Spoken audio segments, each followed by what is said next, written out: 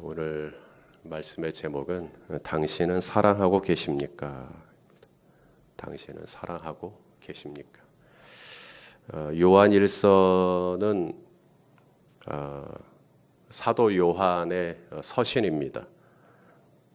요한이 쓴 복음이 있죠. 요한복음. 요한이 쓴 서신, 요한일서, 이서, 삼서. 이 사도 요한을 일컬어 별명이 있는데 사랑의 사도다, 사랑의 사도다 그래요. 왜냐하면 요한복음에 이 요한이 자기 자신을 가리켜 주께서 사랑하시는 자가 이르되 막 이런 식으로 자기 자신을 주님이 사랑하시는 자가 기대어 이르되 뭐 이렇게. 그래서 이 요한은 무척이나 주님이 자기를 사랑한다는 사실을 강조합니다. 나는 참 사랑받은 사람이다. 뭐 예수님이 요한만 사랑하셨겠어요? 다 사랑하셨죠. 그런데도 요한은 유독 자기 자신을 주께서 사랑하시는 자가 이렇게 표현을 합니다. 요한의 유명한 일화 중에 하나가 요한이 이제 나이가 한 90 정도 되었을 때, 그래서 예수님의 12 제자 중에 가장 오래 산 사람이 바로 요한인데, 요한이 나이가 한 90세 정도가 되었고 이제 완전히 노쇠하고 강단에 오래 서 있을 수 없는 사람에게 부축을 받아서 겨우 이 강대상에 서는 거죠. 이 요한이 하는 설교는 딱 하나, 서로 사랑하십시오. 서로 사랑하십시오. 그리고 내려오는 거예요. 그 다음 주에도 또 서로 사랑하십시오 하고 내려오는 거예요. 그러니까 성도들도 이게 한 주, 두 주 정도는 같은 설교 반복해도 들어줄 만한데, 이건 강대상에 서기만 하면 90세 먹은 노인이 말하자면 했던 말 또 하고 했던 말 또 하는 것 같은. 그럴 때도 요한은 또 다시 서면 서로 사랑하십시오. 또 다시 서면 서로 사랑. 그것밖에 없어요. 설교가. 그것밖에 없어요.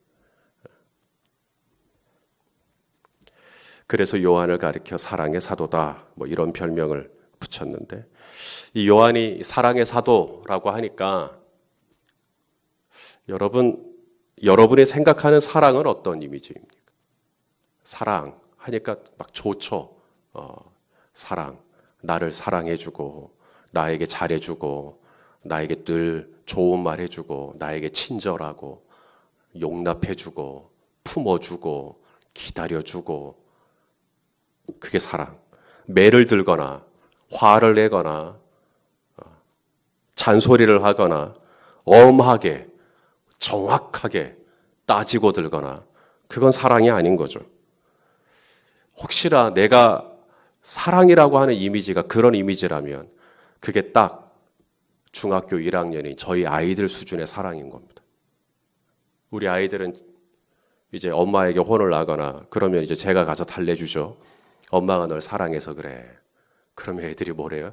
아니야, 엄마는 날 사랑하지 않아. 나를 사랑한다면 어떻게 저렇게 화를 내? 나를 사랑한다면 어떻게 저렇게 혼을 내?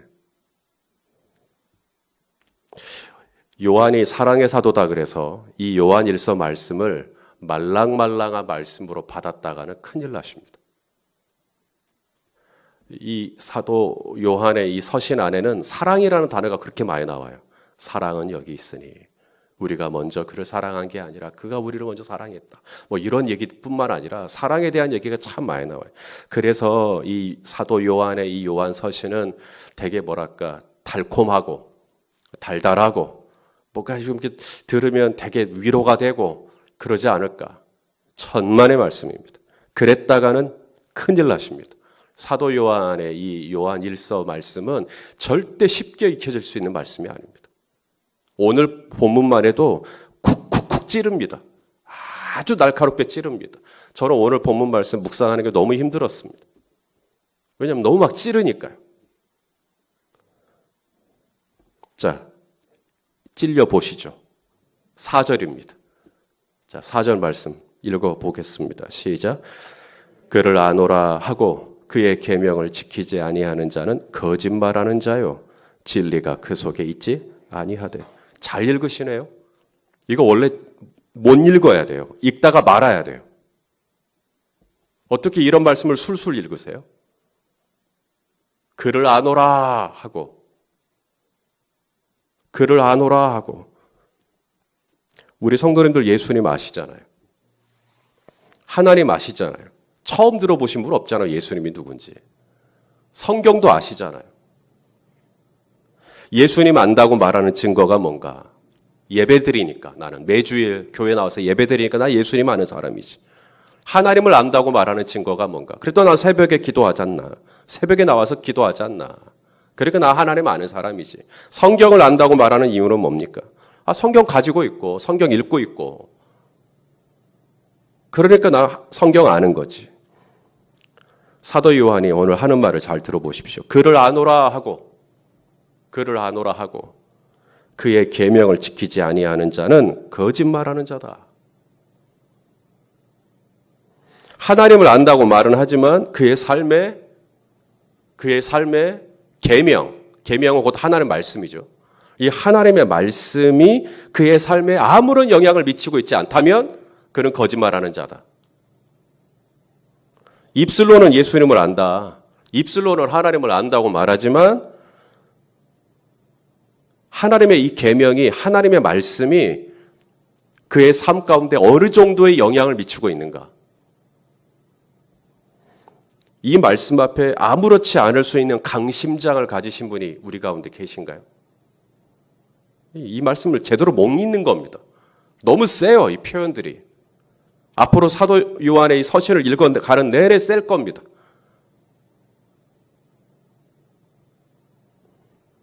사람들이 옆에 있을 때는 그래도 계명을 지키려고 합니다. 사람 보니까요. 그러니까 계명 지켜야죠. 문제는 사람 없을 때, 아무도 보는 사람 없을 때 그때도 여전히 하나님의 말씀이 나를 붙잡고 있는가? 아무도 보는 사람이 없으니 이거 가지고 누가 나한테 추궁할 일도 없고 그랬을 때조차도 여전히 계명이 하나님의 말씀이 나의 어떤 행동을 주장하고 있는가? 그렇다면 당신은 하나님 아는 사람 맞는 거고 뭔가 은밀한 영역 안에서 그냥 나 혼자 이렇게 막 해버렸을 때 그것은 당신이 정말 하나님을 안다고 말할 수 없다. 지금 요 얘기거든요, 지금. 하나님께서 이사야 선지자를 통해 주신 탄식이 있습니다. 이사야 29장 13절 말씀입니다. 자, 읽어보시죠. 시작. 주께서 이르시되 이 백성이 입으로는 나를 가까이 하며 입술로는 나를 공경하나 그들의 마음은 내게서 멀리 떠났나니 그들이 나를 경외한대요. 저 하나님 경외해요 라고 말하는 그때가 언제냐는 거죠. 사람의 계명으로 가르침 받을 때. 사람 앞에 있을 때는 내 주변에 사람들이 막 나를 주목하고 있을 때는 하나님 경외해요. 하나님 신실하십니다. 하나님은 인자하십니다. 하나님은 놀라우신 분이십니다. 하나님은 위대하신 분이십니다. 하나님은 신실하신 분이십니다.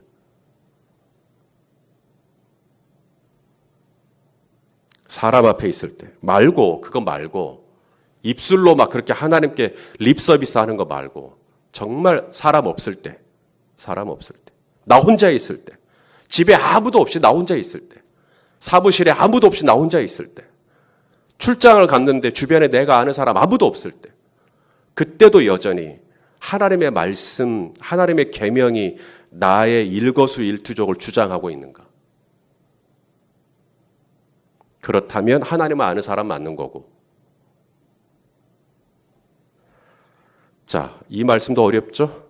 자, 6절 말씀도 보십시오. 6절. 오늘 본문 6절. 자, 시작. 그의 안에 산다고 하는 자는 이제 못 읽으시는 거예요, 이제. 그의 안에 산다고 하는 자는 뭐예요? 그가 행하시는 대로 자기도 행할지니라. 우리 주님 안에 산다고 하잖아요.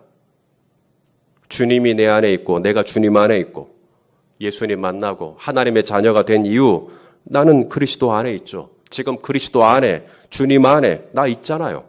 그리고 주님이 내 안에 계시고 예수님이 뭐라 그랬어요? 나의 안에 거하라. 그리하면 나도 너희 안에 거하리라. 내가 그리스도와 함께 십자가에 못 박혔나니 그런즉 이제는 내가 산 게 아니라 오직 내 안에 누가 살아요? 그리스도께서 산다고. 그렇게 고백하시잖아요. 그게 구원이잖아요. 그게 거듭남이잖아요. 나는 그리스도 안에 살고 이제 그리스도가 내 안에 살고 정말 내 안에 그리스도가 있고 내가 그리스도 안에 있다라고 하는 증거가 뭔가? 열린배대교회 교족부에 여러분의 이름이 있으면 그리스도 안에 있는 건가? 담임 목사님이 여러분의 이름을 기억하고 불러주면 내가 그리스도 안에 있는 건가? 찬양을 부를 때 그렇게 좋고 말씀을 들으면 또 그렇게 좋고 그러면 내가 그리스도 안에 있는 건가? 오늘 사도 요한이 우리에게 주는 도전이 뭐냐면 정말 당신이 그리스도 안에 있다면 이제는 정말 내가 산 게 아니라 그리스도가 내 안에 산다고 고백한다면 어떻게 해야 된다고요? 주님이라면 하셨을 그 일을 나도 하는 거래요. 주님이라면 하셨을 그 일을 나도 하는 것. 그게 내가 그리스도 안에 있다는 증거라는 거죠. 따라서 합시다. 주님이라면 어떻게 하실까? 다시 한번. 주님이라면 어떻게 하실까? 여러분 아주 간단한 질문이에요. 다시 한번이요. 주님이라면 어떻게 하실까? 제발 어떤 상황에서든지 이 질문을 꼭 하세요. 주님이라면 어떻게 하실까? 내가 그리스도 안에 사는 사람은 이 질문을 하고 산다는 거예요. 그분이 행하신 대로 행한다. 그분이라면 하셨을 그 일을 한다. 주님이라면 어떻게 하실까? 최근에 저도 뭔가를 결정해야 하는 일이 있었습니다. 마음이 자꾸 우울해지는 거예요. 우울해지면서 결정을 해야 되는데 그 시간이 점점점 다가오는데 이거 어떻게 해야 되나. 마음이 이렇게 점점 어두워지는데 이거 어떻게 해야 되나. 기도했죠. 그 문제를 놓고 하나님 이거 어떻게 제가 결정을 해야 될지 잘 모르겠습니다. 옆에서 막 이렇게 해라 저렇게 해라 막 푸시가 들어오는데 그런다고 제가 휘둘리고 막 이러고 싶지는 않고 정말 주님이 말씀하신 것을 제가 결정하고 싶은데 어떻게 해야 됩니까? 주님이 제안해 주신 음성은 아주 선명했어요. 사랑하는 아들아, 나라면 어떻게 했을 것 같으냐? 딱 그 질문. 나라면 어떻게 했을 것 같으냐? 그러니까 그렇게 몇 주 동안 고민했던 게 쑥 사라지는 거예요. 맞구나. 주님이라면 그렇게 하셨겠구나. 선명해지는 그 순간 바로 결정 내렸죠. 그 간단한 질문, 주님이라면 어떻게 하셨을까? 이걸 얼마나 많이 놓치는지 몰라요. 이 질문만 살아있다면, 이 질문만 여전히 내게 유효하다면 상당히 많은 위험과 상당히 많은 어려움으로부터 우리는 벗어날 수 있어요. 그런데 이 질문을 놓쳐버리죠. 그리고는 어떻게 해요? 내가 하고 싶은 대로 가버리는 겁니다. 그리고 내가 한 행동에 정당화를 시켜야 되니까 합리적인 이유들을 갖다 대겠죠. 우리는 자기 변명의 도사들이에요. 저 자신부터 그래요. 그리스도 안에 있는 사람은 자기 자신을 방어할 줄 아는 사람이라고 말하지 않습니다. 그리스도 안에 있는 사람은 주님이라면 어떻게 하셨을까를 하는 사람이래. 내 자존심 내려놓고 주님이라면 어떻게 하셨을까? 하나만 더요. 점점 본문을 말씀을 나누면 나눌수록 얼굴이 어두워지시죠. 그럴 수밖에 없죠. 자, 9절, 10절. 정말 힘든 말씀입니다. 9절, 10절 시작. 빛 가운데 있다 하면서 그 형제를 미워하는 자는 지금까지 어둠에 있는 자요. 그의 형제를 사랑하는 자는 빛 가운데 거하여 자기 속에 거리낌이 없으나. 빛 가운데 있는 사람이 있고요. 어둠 가운데 있는 사람이 있다. 지금 이 편지를 받는 사람은 넌 크리스찬들이 아닙니다.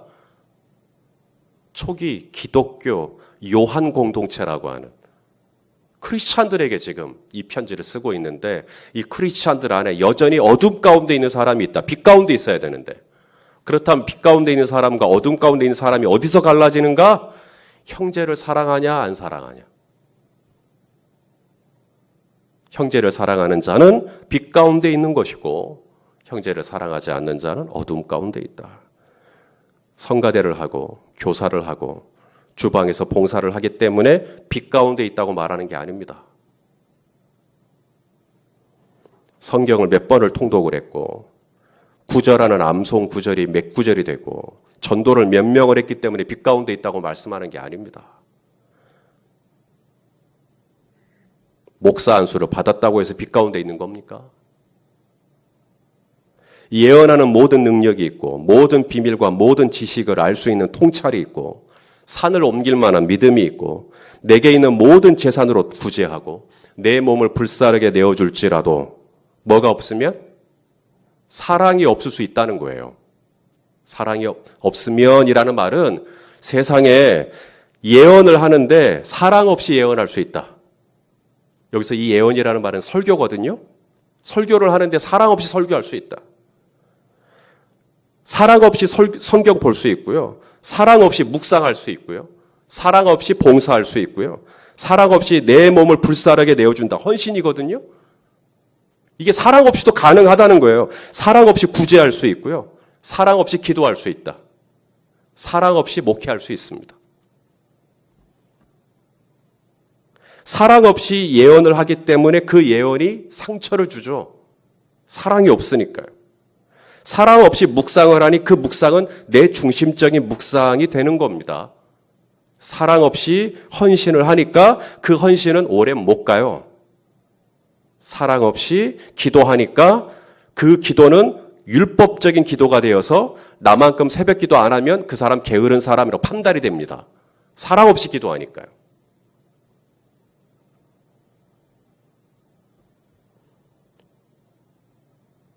자, 히브리서 기자가 뭐라고 얘기를 했냐면 히브리서 4장 16절 말씀. 자, 읽어보시죠. 시작.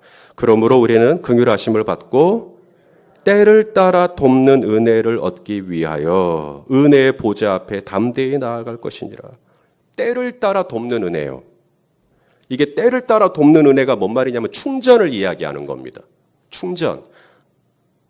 이렇게 늘 충전이 돼서 사랑이라고 하는 걸 가지고 사역이 돼야 되는데 사랑이 없는 거죠. 때를 따라서 충전이 돼야 되는데 이게 충전이 안 되는 거임, 안 돼 있는 거죠. 아침에 일어났는데 빨간색 불이 들어와 있는 겁니다. 새벽에 일어났는데 빨간색 불이 들어와 있죠. 나 기도해야 되는데 사랑이 없어요. 내 몸을 불사르게 내줘야 되는데 사랑이 없어요. 내게 있는 모든 것으로 구제를 하는데 사랑이 없어요.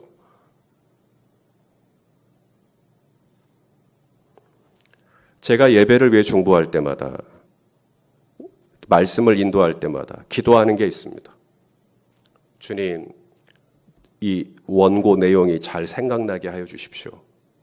그리고 제가 이렇게 원고를 했지만 이 원고 외라도, 원고 말고라도 주님이 언제든지 하실 말씀 있으시면 원고와 상관없이 저에게 말씀하시고 제가 그 말씀을 선포하게 해 주십시오. 그런 기도 별로 안 합니다. 우리 성도님들이 대표 기도를 할 때 저를 위해서 기도를 좀 많이 하시죠. 우리 목사님 말씀 전할 때 성령 충만하게 하시고 담대하게 전하게 하시고 필요한 기도입니다. 성령 충만해야죠. 담대하게 전해야죠. 근데 정작 저는 설교 사역을 앞두고 이 강단에 설 때마다 늘 두려움과 떨림으로 기도하는 제목이 뭐냐면 주님 오늘 이 메시지를 사랑하는 마음으로 전하게 하소서. 성도님들을 사랑하는 마음으로 전하게 하소서. 제가 나중에 주님 앞에 설 때 저는 주님께 받을 질문을 이미 알고 있습니다. 천국 앞에 천국문에 섰을 때 주님이 과연 나에게 뭐라고 물을 거냐? 저는 그 예상 문제를 알고 있어요. 열린배대교에서 목회 얼마나 했냐? 네가 목회할 때 교세가 얼마나 됐냐? 주님은 절대 그런 거 안 물어보실 겁니다. 요한의 아들 시몬아, 네가 나를 사랑했느냐? 이 사람들보다 나를 사랑했느냐? 내가 너에게 맡긴 어린 양 사랑했느냐? 내가 너에게 맡긴 양 사랑했느냐? 이 질문이겠죠. 결국 신앙생활은 복잡한 거 아니에요. 신앙생활은 딱 하나밖에 없습니다. 사랑밖에 없어요. 사랑했느냐 안 했느냐. 빛이 가운데 있느냐 어둠 가운데 있느냐는 내가 종교적인 행위를 얼마나 했느냐하고 상관없습니다. 당신이 어제 나를 세고 왔던 분이 여기 앉아있다 할지라도 그것보다 중요한 게 뭐냐면 형제 사랑입니다. 이렇게 말하면 아니 목사님 형제 사랑보다 하나님 사랑이 더 중요하지 않습니까? 형제 사랑 빼고 하나님 사랑이요? 하나님만 사랑하고 형제를 사랑하지 않는 자는 거짓말하는 자라고 사도 요한이 얘기합니다. 사랑의 사도요. 입만 열면 사랑을 말하는 분이 저와 여러분에게 지금 편지를 쓰고 있는 겁니다. 그 편지의 내용은 뭐냐면 형제를 사랑하는 자가 하나님을 아는 자요. 형제를 사랑하는 자가 진정 그리스도 안에 있는 자요. 형제를 사랑하는 자가 참 빛 안에 있는 자다라고 오늘 얘기하고 있는 겁니다. 예. 그러니까 마음이 무거워집니다. 사랑이라고 하는 말이 너무 좋죠. 사랑하십시오. 품어주십시오. 참 좋은 말인데 참 어렵습니다. 차라리 기도를 몇 시간 하면 당신이 그리스도 안에 있는 자다 이렇게 얘기해주면 기도에 대한 도전이라도 되겠어요. 근데 그보다 훨씬 더 어려운 걸 오늘 얘기하고 있는 겁니다. 당신 안에 사랑이 있으면 당신은 그리스도 안에 있는 자요.